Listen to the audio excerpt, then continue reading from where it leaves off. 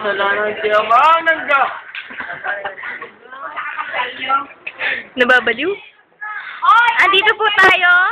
Nandito po ang ating isang panauhin na mananawagan para sa isang nawawala ng kamag-anak. Ito po si Cecilio Tutano.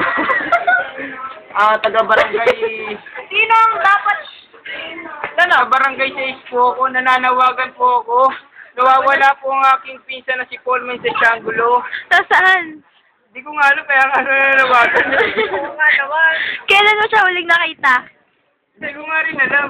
Isang Gamit minuto lang siya ako. nakalipas. Nung sumakay ako ng jeep, nabangga yung jeep namin. Sumalpog yung ulo ko doon sa bumper. Oo, tapos? Well, bumper! Doon na lang sa Manibela. Ang hirap ng bumper, English eh. Manibela, Tagalog. Pagkatapos po, hindi ko na huli siya nakita. Doon na uwi yata siya ng terorista.